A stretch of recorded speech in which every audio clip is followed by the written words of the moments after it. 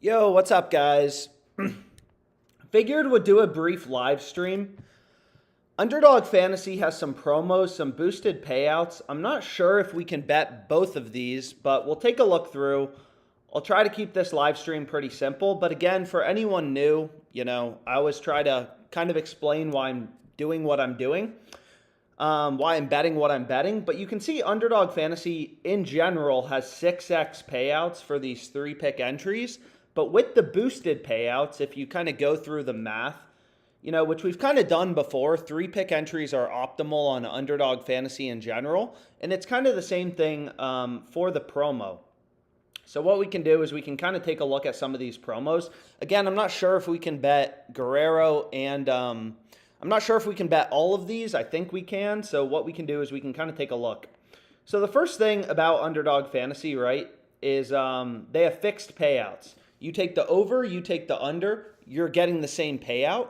So what you want to do, and it's, the only thing that even makes sense, is you kind of want to compare to sports books, and you want to see what do they have favored.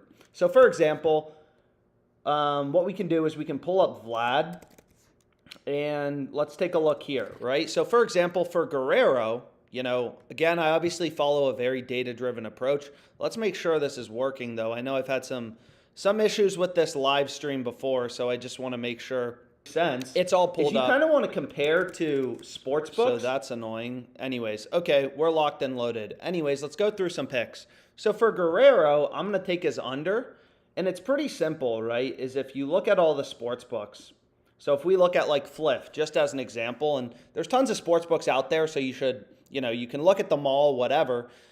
But as if you take a look at Vlad, you'll see all the sports books have him pretty heavily favored to go under. He's a minus 135 favorite to go under 1.5 hits plus runs plus RBIs, right? So the sports books, right, which have variable payouts, in the same way, the Rays are favored to beat the Rangers, they're telling us Guerrero's more likely to go under. So we want to take his under, and that's the first play we can go with. And then what we can do is, I'm going to try to move quickly, is we can go here, and I actually found a pretty good pick, which I like. So you can see here for Willie, did they remove his line? No, Underdog still has his lineup, but I think this play is really good. So this is from the arbitrage tool. So again, in general, what arbitrage is, right, is it's when sportsbooks get so out of sync, like here you can see FanDuel and Bet365, when sportsbooks get so out of sync that you can bet an over on one book and under on another book to guarantee a profit. So basically, whenever arbitrage exists, we know one of these bets has to be profitable, right? The market is crossed.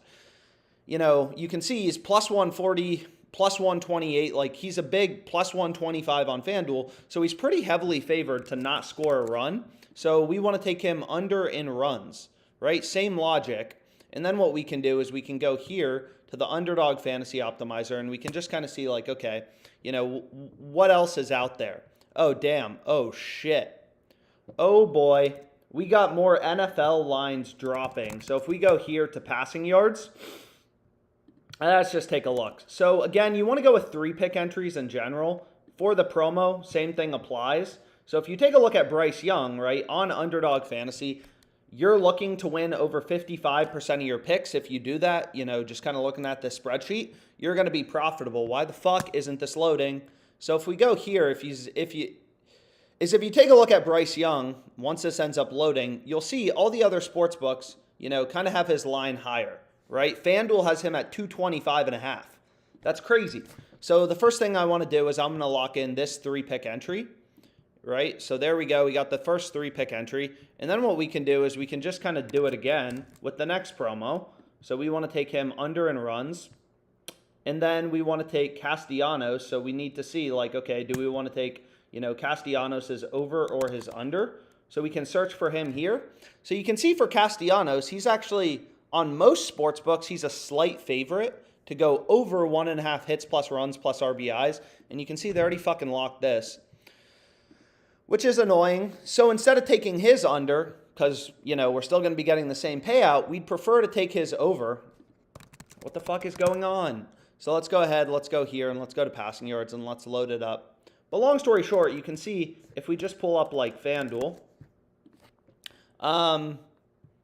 you know, what you could do is if you wanted to, it looks like a lot of these books are starting to drop, you know, NFL lines for the Sunday games. They already had Thursday lines out. But like you can see FanDuel has Bryce Young's line at 225.5. Like that's crazy, right? We have a 19-yard discrepancy in where they're setting the line. So what you could do is you could bet his over on Underdog, right? And then you could hedge. You could take his under on FanDuel.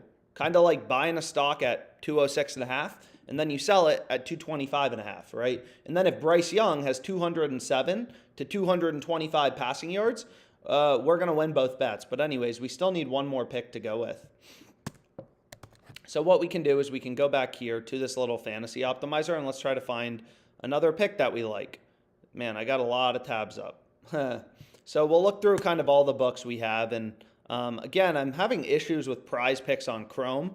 But if you want to see what I locked in from yesterday, I'm not sure what's still available. I played a lot of these last night. I dropped them on Twitter.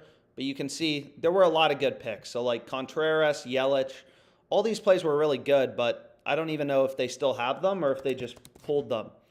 So you can see Yelich, like they pulled that play. So it looks like a lot of these plays are already pulled from yesterday. Contreras, they already pulled. But anyways, so like this play, for example, another thing you want to think about is the correlation on your slip. So as an example, this is probably my favorite slip of the day, is we have players on the Brewers, both to go over in hits plus runs plus RBIs on PrizePicks. You know, if Contreras gets hits, right, then Yelich is more likely to score runs and have RBIs. Like taking players overs on the same team for the MLB hits plus runs plus RBIs, you get a correlation bump. And then it's the same thing for, you know, Longoria and Perdomo. But anyways, let's go back here. And what we can do is we can actually just play this as a 2-pick entry if you want to. So they're giving you a 4x payout. Again, generally you don't want to play 2-pick entries on Underdog, but for this promo, they're giving you a 4x payout.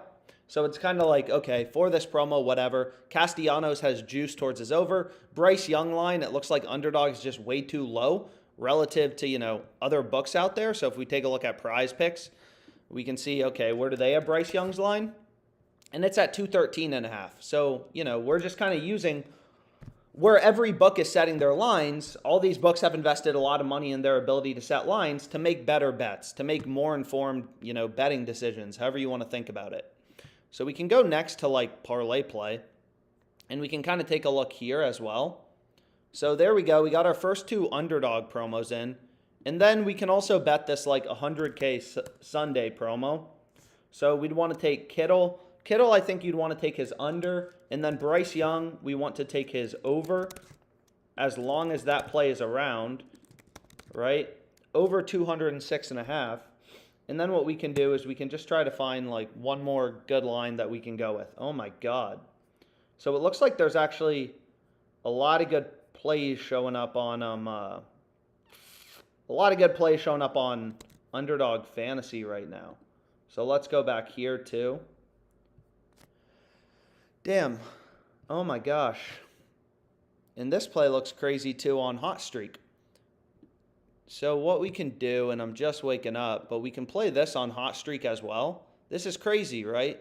Under, from the positive EV tool, under 2.5 earned runs. And again, you never know like when the best bets are going to occur. But you can see they have the under 2.5 runs at plus 123. I'm not sure why they put things on their website in payout form. You can see it just got bumped down to plus 213. Plus 213 is obviously, or sorry, plus 113, right? So this is on Hot Streak, which is, again, a sports book that, like, it's probably legal in your location. It's legal in most sports books. But what we want to do is we just need to find a pair to go with. So Gray under 4.5 strikeouts at plus 120. So you can see, okay, they're down to 2.13.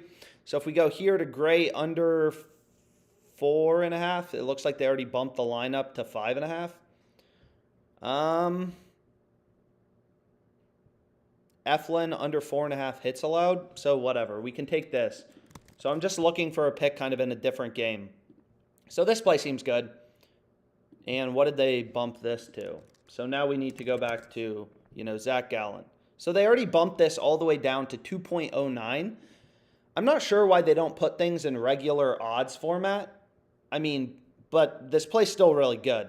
You know, they were screwing up pretty big, right? Because look at all the other books. We're getting this at plus 109. Again, they put things in decimal odds format. And you can see, what the fuck? They just bumped this down to 1 point. They keep taking this payout down, right? Because they're clearly screwing up this line on Zach. They had his under 2.5 earned runs at plus 123, when literally the entire rest of the market has this like minus 130, minus 125, which is crazy, just straight from the positive EV tool. But anyways, looks like there's a lot of bets right now. So let's go back to Underdog Fantasy, and let's try to lock in some more. So what we can do is we can go here, and we can go to Underdog, and we can reload this. So we got the play on Bryce Young, and shit, man, there's a lot of other picks we can go with. So fuck this for now. Fuck the promo. What we can do is we can go to these other picks. So what I'm going to take is Tyron Taylor and Gurriel under 1.5 hits plus runs plus RBIs, right? So I'm going to play this as a 4-pick entry with insurance. So it really matters how many, picks you go with. So this is what I'm going to play, but I try to give people time, to bet it if you want to tail. Underdog Fantasy has a 6x payout, right, for these 3-pick entries, right? If you look at like ParlayPlay or PrizePicks for these 3-pick entries, they're only giving you a 5x payout, right? So obviously it should be pretty clear. PrizePicks kind of screws you on these 3-pick payouts. They're horrible. They're the worst type of slip. Which you can kind of see because their biggest competitor, is giving you a 6x payout for 3-pick entries. So you really want to go with 4-pick entries with insurance, 3-pick entries, no insurance, or 5-pick entries. But anyways, what we can do is we can go ahead and we can lock this in. The following projections are inactive. Did they already fucking remove them? So we can go here. They didn't remove them. Let me bet them. What do you mean? So let's try refreshing this. I'm not sure why it's saying they're inactive. And you can see they already removed it. So somebody probably got it ahead of me, which is, good for you. But if we go back here, damn, that sucks. Those plays were really good. Hopefully some of you were able to lock it in a little quicker than I. Yeah, you can see they already removed it. Damn. But anyways, what we can do is we can go back here and for this George Kittle promo, you cannot add a boosted slip. Okay, I won't add insurance. And we can just take an under, and this is a max of $20. But you get a shot at 100K. I mean, my assumption is a ton of people enter this, so probably none of us will win $10,000. But still, we got 4 picks to go with. Yeah, what the fuck? No way. But what we can do is we can add in Zach under 5.5 strikeouts. So this play is crazy good. So I want to play this for $100, right? You've hit your $100 limit. So I've already included Bryce Young in a couple slips. So I'm only going to be able to bet this for 80. And again, why is this play? Why do I think this play is good? Right? Is if you just, again, we're just following the data. We're just following the market. There's no reason. All these books are, very sophisticated. They have very good models. Is really when you're trying to determine good picks on Underdog, right? Again, this is a platform. It should make sense, right? They're not changing your payout. So here we go. We got our first, 3-pick entry of the day after the promo. But on Underdog, right, they're not changing your payout based on you selecting over versus under. So really the only thing that makes sense is you compare their lines to sportsbooks and you try to find spots the under is heavily favored. So I have no idea why Underdog just released Zach's line at 5.5. Earlier it was 5, but you can see, right, literally every sportsbook has him heavily favored to go under. FanDuel, minus 166. I mean, so it's just what are they doing? So that play seems really good. So if we go here to player strikeouts, you can see he's minus 166 to go under on FanDuel, right? So that's how you get an edge, right, on Underdog Fantasy. You win over 55% of your picks, you're going to be profitable. If you can get these over-unders correctly above 55% of the time, right, you're going to be profitable. So the way to do that is, FanDuel is telling you, yo, this under is super heavily favored. So that's a really good pick, that we can go with. Under 5.5 strikeouts for Zach. So there we go. We got another pick on Underdog. And now we can go back to our promo. So what I can do, we're just kind of placing bets left and right here. But let's go back to this promo because I still need to throw like 10 more bucks on it.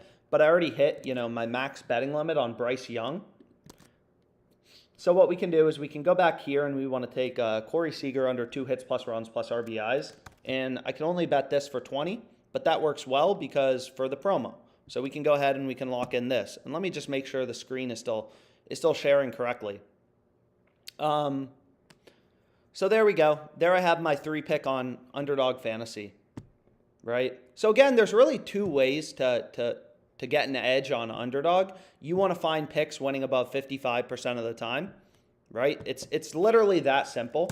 If you win 56% of your picks, right? If you can get these plays correctly, these over-unders, and then we'll go to PrizePicks next, maybe then Fliff.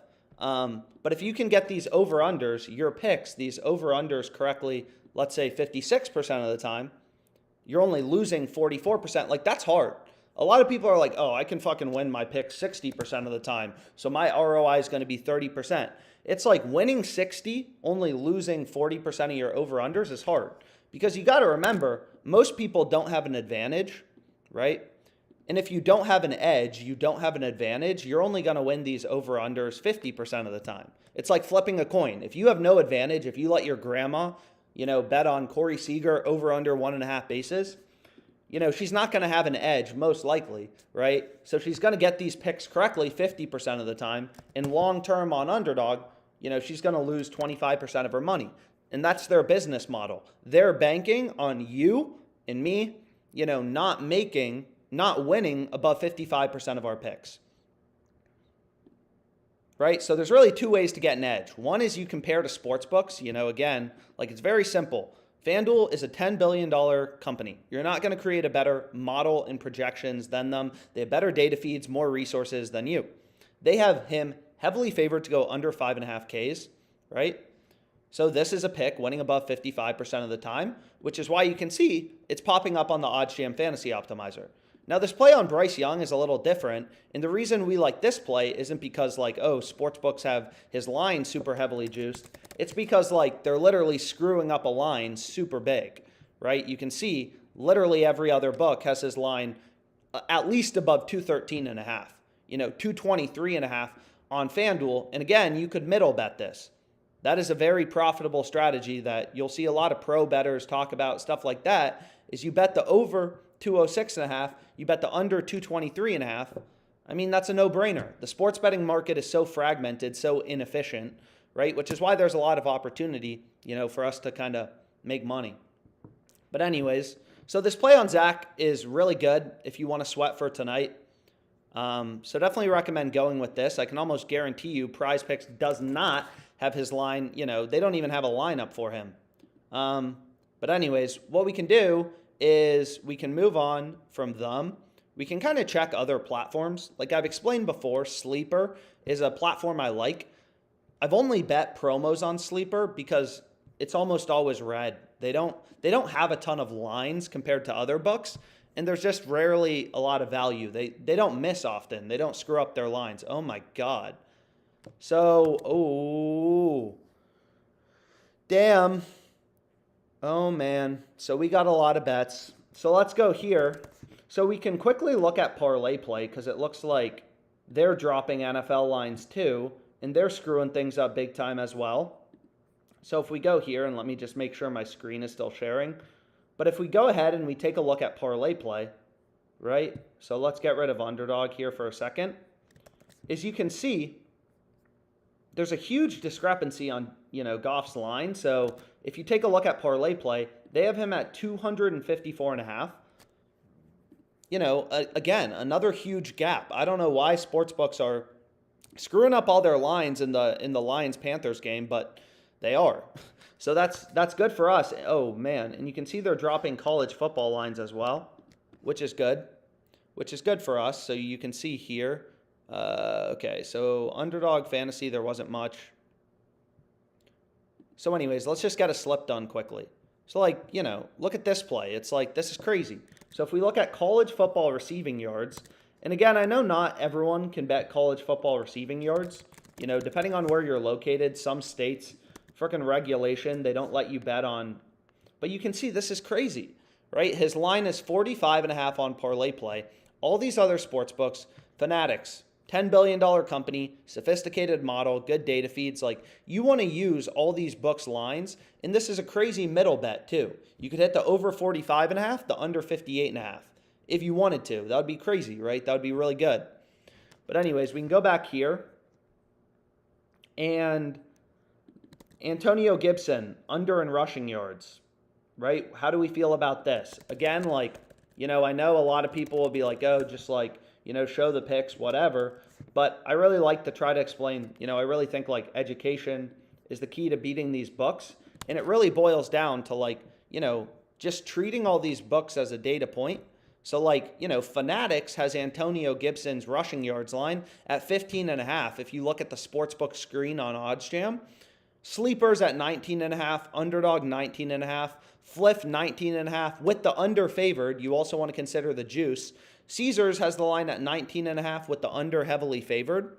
So all of these things are indicating to us like, hey, take the under on ParlayPlay. Like Caesars is telling us, yo, this guy's line should be at 19.5, and his under is a big favorite, minus 145. All OddsJam is doing is it's like a Bloomberg terminal, is it's really just consolidating the data for, you to kind of take a look at. So Gibson under 22.5. That seems fucking great. Peralta under 3.5 hits allowed. Another play that seems great. Like the strat, and it looks like they removed that.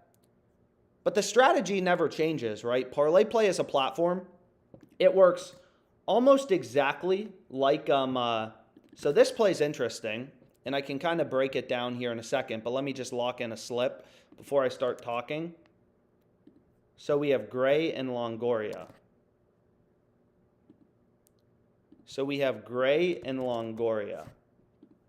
Right? So we want all unders here. And these plays are positively correlated. Now, a lot of people will say, oh, hey, right? So there we go. We got a bunch of really good picks right here on ParlayPlay. A little 6-pick entry. A lot of people will be like, yo, for Perdomo, didn't you already take his over? And the answer is no. I didn't take his over. I took his over in hits plus runs plus RBIs, right? So we could win this. He could get a walk and score a run, have an RBI, right? So there's a difference between bases. So this is actually a little bit of a hedge, right? There's a usually there's a pretty big gap between hits plus runs plus RBIs and bases. So this seems like a decent play to go with. And again, what's nice about this ParlayPlay platform is they pay out 25x, 2.5x, 0.5x, whereas if you consider PrizePicks, they only pay out 25 2.4x. So ParlayPlay, it's less popular, glamorous than PrizePicks, but they have a lot better payouts, which is obviously what I care about. But they only have a max bet size of $60. You can see they removed the play on Gibson. But what I do have a question about is there's one play I'm debating including, which is, Thielen under 58.5 rushing or receiving yards. I apologize. But the question is, how, when you're playing things for the same game, you want to consider correlation a bit. So if we're taking, the Lions quarterback to go under, and then their opponent, right, the Panthers, their receiver to go over.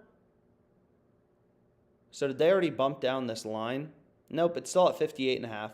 You kind of want to consider correlation. So what you can do is you can pull up FanDuel, and you can take a look at their same game parlays, right? So what's great about, ParlayPlay, PrizePicks, is they don't price in correlation, right? So for example, if we take Justin Fields to go over, and, what's a good example? Or better, we take Sam Howell to go over and Terry to go over, right? Even though we're getting plus 165 odds on this parlay, so a pretty low payout. But if you take Terry over, Sam Howell under, his quarterback, the parlay goes up to plus 356 odds, right? And they're giving you a 2 times better payout Because obviously, if Sam Howell goes under, Terry's a lot more likely to go under. So they kind of show you that through their odds. Whereas PrizePicks, Underdog Fantasy, right? Like, they don't do that. You can take a player and it's crazy, right? It's super crazy. But here's the, where is it? The community sweat that I'm already on. But if we take a look here, right? Like, we're still getting the same payout on Underdog Fantasy. And I'm taking, this was from the guy dropped on Twitter, but we have Justin Fields going over, DJ Moore over. These plays are really positively correlated, and Underdog doesn't change your payout.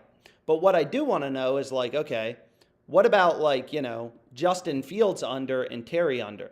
How does that relate? So it looks like both unders are actually positively correlated, which I don't know. Like, I'm just going to follow the data. So this play actually seems pretty good, and we'll go ahead. We'll lock it in for $60. Fucking man. They already moved Thielen? All that talking for nothing. So what we can do is we can also just play this as a 5 pick. I've explained before, but really, did they already move the line on, Jared Goff as well? So maybe we just play it as a 5 pick. Submit the picks. Submit the picks. Sorry, you're not in a location. Yes, I am in a location. So let's go back to ParlayPlay. Sometimes you have to reload just to get your, bet to place. So we can go here. So you can see they already bumped Thielen down in our face 6 yards. We were trying to bet him under 58.5. They've already bumped him down to, then this college football play is really good. So we have some, this game's for today. So we got a little college football sweat for today. And then we can go here. And then we can go to Longoria, and we want to take both of them under in total bases, right? And I have a spreadsheet for ParlayPlay as well. Again, all these books, Underdog, ParlayPlay, they work in roughly the same way. But they have slightly different payouts. So essentially on ParlayPlay, to be profitable, you need an edge. All these books have the same business model. They're banking on you winning your over-unders correctly, just like this, 50% of the time. Right? Having no edge, right? They're banking on you being a sports fan and being square and only being able to win these over-unders 50% of the time, right? Which is basically like no edge. And in that case, your ROI would be negative 25% on this platform as well. Very similar to Underdog Fantasy. But we need to win on this platform 53.2% of our picks to be profitable. And anyways, I'm just making sure that this is working. Is this live? Yeah, we're live. Okay. So anyways, let's go back here. And we have this really good receiving play. Again, it's also a good middle bet if you wanted to, middle bet it. So we have Goff under. Oh, we want Gray under. And I think this is the last play we needed to go with, right? So we can go here, and then we can lock this in for $100.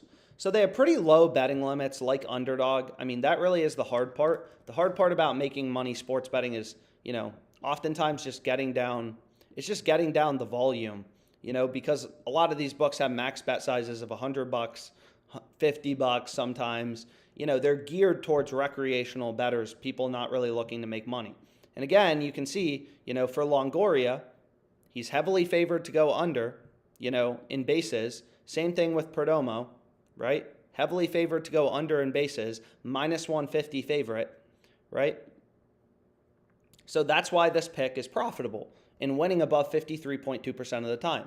ParlayPlay will give us the same payout if we take him over or under. So obviously we want to take, him to go under. So what we can do next is we can kind of reload this. DraftKings has a lot of promos too. Don't sleep on these promos, just like the Underdog Fantasy payout boost.